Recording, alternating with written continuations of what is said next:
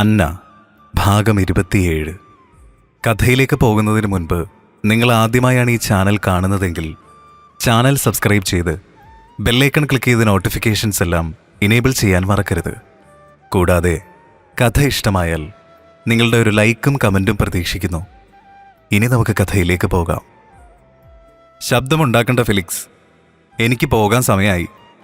ഒരു തവണ പോലും ഒന്ന് നോക്കാതെ ഈ കീറി എറിഞ്ഞ പേപ്പറുണ്ടല്ലോ, ഞാൻ ഒരുപാട് സമയം കഷ്ടപ്പെട്ടുണ്ടാക്കിയതാ. അല്ല, അതും പറ്റില്ലെങ്കിൽ നാളെ ചെയ്യാം. ഒരുപാട് വൈകി, എനിക്ക് പോണം. എങ്കിലും ഫെലിക്സിന് അവളെ വിടാൻ ഭാവമില്ലായിരുന്നു. എന്താടി, കല്യാണമൊക്കെ കഴിച്ച് നീ സുഖിച്ച് ജീവിക്കുമല്ലേ? എന്നിട്ട് നിന്റെ തൊലിവെളുപ്പ് കാട്ടി നീ എൻ്റെ കൂട്ടുകാരനെ കൂടി കറക്കിയെടുക്കുവാണോ? അവനൊരു പാവാണ്, അവനെ വെറുതെ വിട്ടേക്ക്. അങ്ങനെ എന്തെങ്കിലും ഉണ്ടായ അന്ന് ഞാൻ എടുക്കാതെ വിട്ട നിന്റെ ജീവനില്ലേ, അത് ഞാനിങ്ങ് എടുക്കും. അത്രയും അലറി പറഞ്ഞുകൊണ്ട് അന്നയ്ക്ക് നേരെ നടന്നെടുത്ത ഫെലിക്സ് അവൾക്കരികിലേക്ക് വന്ന് അവളുടെ കൈകൾ പിന്നിലേക്ക് പിടിച്ചു ഞെരുക്കി. അവൾ അസഹനീയമായ വേദനയാൽ പുളഞ്ഞു. നിന്നെപ്പോലെ പണത്തിനു വേണ്ടി സ്വന്തം മാനം പോലും വിൽക്കുന്ന വേശ്യയെപ്പോലൊരുത്തിയാണല്ലോ ഞാൻ അറിയാതെങ്കിലും സ്നേഹിച്ചു പോയതെന്ന് ഓർക്കുമ്പോൾ എനിക്ക് എന്നോട് തന്നെ അറപ്പ് തോന്നുക. പുഴുത്ത പട്ടിക്ക് തുല്യാടി നീ എനിക്ക്. മേലാൽ എൻ്റെ മുന്നിൽ വന്നു പോരുത്, എൻ്റെ മുന്നിൽ ശബ്ദമുയർത്തരുത്. പോടി എൻ്റെ മുന്നീന്ന്. ഫെലിക്സ് അവളുടെ കൈകളെ കുടഞ്ഞെറിഞ്ഞ ശേഷം അവളിൽ നിന്ന് മാറി നിന്നു. എന്നെ ഈ ലോകത്തിന് മുന്നിൽ അപമാനിതനാക്കി പണത്തിനും നിന്റെ കാമകനും വേണ്ടി നീ പോയപ്പോൾ ഈ കാലം അത്രയും നേരി ജീവിച്ച എന്നെ നീ ഓർക്കാറുണ്ടോ? നീ തന്ന മുറിവുകൾ എന്നും ഉണങ്ങാതെ എൻ്റെ ഹൃദയത്തിൽ ഇങ്ങനെ തറഞ്ഞു കിടക്കുക. അന്നയ്ക്ക് ഫെലിക്സിൽ നിന്നുള്ള ഓരോ വാക്കുകളും കേൾക്കെ തൻ്റെ ഹൃദയം പൊടിഞ്ഞു പോയ പോലെ തോന്നി. ഒരു മനുഷ്യായുസ്സിൽ അനുഭവിക്കാവുന്നതെല്ലാം അനുഭവിച്ചു എന്ന് പറയാം. എന്നിട്ടും എന്നോട് ഈ പക സൂക്ഷിക്കാൻ മാത്രം അത്ര വലിയ തെറ്റാണോ ഞാൻ ചെയ്തത്? അവൾ മനോവേദനയോടെ ഓർത്തു. അവൾ കടുത്ത വേദനയാൽ ഇരു കൈകളും അവളുടെ തലയിൽ അമർത്തി. മേശമേൽ ഫെലിക്സിന് കുടിക്കാൻ വെച്ചിരുന്ന വെള്ളം അവൾ അവൻ്റെ അനുവാദം പോലും ചോദിക്കാതെ എടുത്തു കുടിച്ചു.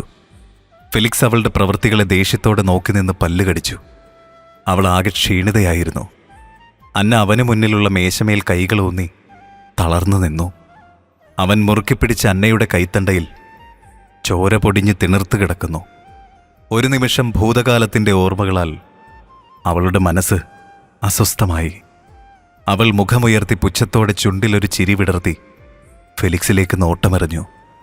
അവളിൽ അടക്കി വെച്ചിരുന്ന കോപത്തിൻ്റെ കെട്ടുകൾ സ്വയം പൊട്ടിച്ചിതറി. നിങ്ങളെക്കൊണ്ട് കഴിയില്ല ഫെലിക്സ്, എന്നെ വേദനിപ്പിക്കാൻ കഴിയില്ല. അതിലേറെ വേദനകൾ എൻ്റെ ഈ ശരീരത്തിൽ ഏറ്റിട്ടുണ്ട്. ഇന്നും ഒരു വിഴുപ്പ് ഭാണ്ഡം പോലെ ഞാൻ കൊണ്ടു നടക്കുക. അവൾ പിന്നിലേക്ക് മാറി നിന്നുകൊണ്ട് അവളുടെ മാറിൽ മറഞ്ഞു കിടന്നിരുന്ന സാരിത്തുമ്പുകൾ എടുത്തു മാറ്റി ഫെലിക്സിന് നേരെ തിരിഞ്ഞു. കണ്ടോ, ആ നശിച്ച രാത്രിയിൽ ലഹരിയിൽ നിങ്ങൾ എന്നിലേക്ക് ഏൽപ്പിച്ച മുറിവുകളാണിത്. ഉടഞ്ഞ കുപ്പിച്ചില്ലുകൾ കൊണ്ട് എൻ്റെ ശരീരം വരഞ്ഞു മുറിച്ചപ്പോഴും കത്തിച്ച ബീഡിക്കുറ്റികൾ എൻ്റെ ശരീരത്തിലേക്ക് കുത്തിയിറക്കിയപ്പോഴും ഞാൻ അനുഭവിച്ച വേദനയുടെ ഒരു ഭാഗം ലോകത്തിൽ ഒരു പെണ്ണും തൻ്റെ ഹൃദയം കൊടുത്ത് സ്നേഹിച്ചവനിൽ നിന്നും ഏറ്റുവാങ്ങിയിട്ടുണ്ടാവില്ല. ഇവയൊക്കെ എൻ്റെ ശരീരത്തിൽ വരഞ്ഞുവെങ്കിലും മുറിവേറ്റതെൻ്റെ ഹൃദയത്തിലായിരുന്നു ഫെലിക്സ്. ഒരിക്കലെങ്കിലും നിങ്ങൾ ശ്രമിച്ചിട്ടുണ്ടോ എന്നെ മനസ്സിലാക്കാൻ? അന്ധമായ പ്രണയത്താൽ എന്നിലേക്ക് അടുക്കുമ്പോൾ നിങ്ങൾക്ക് ചുറ്റുമുള്ള കറുത്ത കൈകൾ എന്നെ ഞെരിച്ചു കൊല്ലുകയായിരുന്നു ഫെലിക്സ്. ആ വാക്കുകളിലൊന്നിലും അന്നയുടെ സ്വരമിടറിയില്ല. വർഷങ്ങളായി പെയ്തു തീരാനിരുന്ന പേമാരി പോലെ അവ അവന് മുന്നിലേക്ക് ചൊരിഞ്ഞിറങ്ങി. അവളുടെ ഓരോ വാക്കുകളും ആ ചുവരുകൾക്കുള്ളിൽ തട്ടി അവിടെ മാസകലം മുഴങ്ങിക്കേട്ടു. അന്നയുടെ രോധനങ്ങളും അവളുടെ അനാവൃതമായ മാറിലെ മുറിപ്പാടുകളും കണ്ടുകൊണ്ട് ഫെലിക്സ് ഒരു നിമിഷം ഇടിവെട്ടേറ്റ പോലെ തറഞ്ഞു നിന്നു. അവൻ്റെ നാവുകൾ ചലനമറ്റ പോലെയായി. ഇനിയും എന്തിനാ എന്നെ ഇങ്ങനെ ദ്രോഹിക്കുന്നത്? ഇങ്ങനെ ദ്രോഹിക്കുന്നതിലും ഭേദം വിധി എന്നെ ഇഞ്ചിഞ്ചായി കൊല്ലുന്നതിനു മുൻപ് ഈ പാതി ചത്ത ശരീരത്തിൽ അവശേഷിക്കുന്ന ജീവൻ കൂടി നിങ്ങൾക്കെടുത്തൂടെ? ഞാൻ ഉള്ളു തുറന്ന് സ്നേഹിച്ചവനിൽ നിന്നും അത് ഏറ്റുവാങ്ങാൻ എനിക്ക് സന്തോഷമേ ഉള്ളൂ. കാലം നിങ്ങൾക്ക് മുന്നിൽ ഒരിക്കൽ വരച്ചു കാണിക്കുന്ന സത്യങ്ങൾ ഒരു പ്രായശ്ചിത്തത്തിലൂടെ പോലും നിങ്ങൾക്ക് ചെയ്തു തീർക്കാൻ കഴിയാത്തതായി മാറും. എൻ്റെ ഈ വാക്കുകൾ നിങ്ങളുടെ ഹൃദയത്തിൽ കുറിച്ചിട്ടോ? അത്രയും പറഞ്ഞുകൊണ്ട് അന്ന ഫെലിക്സിനരികിൽ നിന്നും പുറത്തേക്ക് നടന്നു. അവളുടെ കാലടികൾ ഇടറുന്നുണ്ടായിരുന്നു. ആ ഇടറിച്ചയിലും തനിക്ക് താങ്ങാകാൻ ഈ ഭൂമിയിൽ ആരുമില്ല എന്ന ബോധ്യത്തോടെ അവൾ ശക്തിയോടെ ചുവടുകൾ ഉറപ്പിച്ചു. അന്നയുടെ ഓരോ വാക്കുകളും ഫെലിക്സിന്റെ കർണപടങ്ങളിൽ അമ്പുകൾ പോലെ തറച്ചു കയറി. ശക്തമായി ക്യാബിന്റെ വാതിൽ വലിച്ചടച്ചുകൊണ്ട് അന്ന മുന്നോട്ടു പോകെ അവിടെ ഉയർന്നു വന്ന ശബ്ദത്താൽ അവളുടെ വാക്കുകൾ തന്ന ആഘാതത്തിൽ നിന്നും ഫെലിക്സ് മോചിതനായി. അന്നയുടെ ആനാവൃതമായ മാറിലെ ഉണങ്ങിയ മുറിപ്പാടുകളും അവളുടെ കണ്ണുകളിൽ കണ്ട നിസ്സഹായ ഭാവവും അവയെല്ലാം തന്നെ ഫെലിക്സിന്റെ ഹൃദയത്തിൽ ഒരു നീറ്റലായി മാറാൻ ആരംഭിച്ചു. കാലങ്ങളായി അവൻ്റെ ഉള്ളിൽ ഉറഞ്ഞുകൂടിക്കിടന്നിരുന്ന പക അന്നയുടെ വാക്കുകൾ ഏൽപ്പിച്ച പ്രഹരം മൂലം അവനറിയാതെ ഉരുകിയിറങ്ങാൻ തുടങ്ങി. എന്നാൽ ഒരിക്കൽ ഫെലിക്സിനേറ്റ ഉണങ്ങാത്ത മുറിവുകൾ അവനിലെ വൈരാഗ്യത്തെ വീണ്ടും ആളിപ്പടർത്തി. പക്ഷെ അണയും മുൻപേ ആളിപ്പടരുന്ന ഘോരമായ അഗ്നിയാണതെന്ന് അവൻ അറിയുന്നുണ്ടായിരുന്നില്ല. നേരം സന്ധ്യമയങ്ങി. സൂര്യൻ പടിഞ്ഞാറേ ചക്രവാളത്തിലേക്ക് യാത്ര പറഞ്ഞു. ഫെലിക്സ് 4ാമത്തെ നിലയിലുള്ള തൻ്റെ ഓഫീസ് ക്യാബിൻ്റെ ചില്ലുജാലകത്തിനരികിൽ നിന്നുകൊണ്ട് താഴേക്ക് നോക്കുമ്പോൾ പ്രധാന കവാടം കടന്ന് മുന്നോട്ട് നടന്നകലുന്ന അന്നയിലേക്ക് അവൻ്റെ മിഴികളുടക്കി. സന്ധ്യയുടെ നിലാവൊളിയിൽ അവളുടെ നീണ്ട ചെമ്പൻ മുടിയിഴകൾ തിളങ്ങും പോലെ തോന്നി.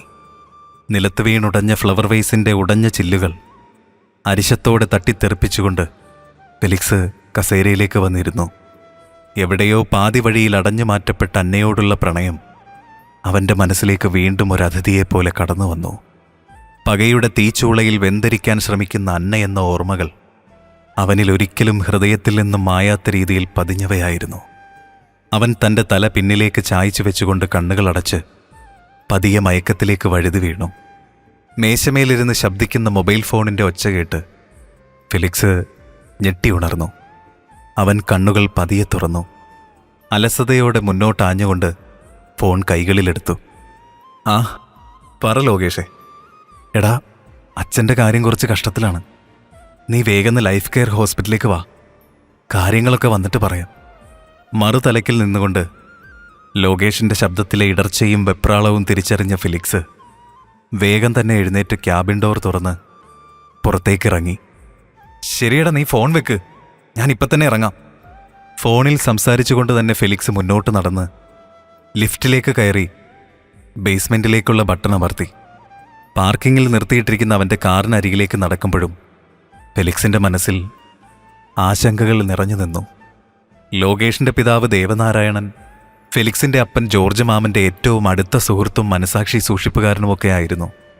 പിതാക്കന്മാർ വഴി നിലനിന്നിരുന്ന സൗഹൃദം അടുത്ത തലമുറയിലും ശക്തമായി നിലനിന്നു പോകുന്നു. അതുപോലെ തന്നെയായിരുന്നു അവരുടെ കുടുംബങ്ങളും. പ്രായമായതിൻ്റെ ചില ആരോഗ്യ പ്രശ്നങ്ങളാൽ ഭാഗികമായി തളർന്ന ശരീരവും പേറി മരണത്തിന് തൊട്ടരികിലായ അവസ്ഥയിലാണ് കഴിഞ്ഞ ചില വർഷങ്ങളായി ദേവനാരായണൻ.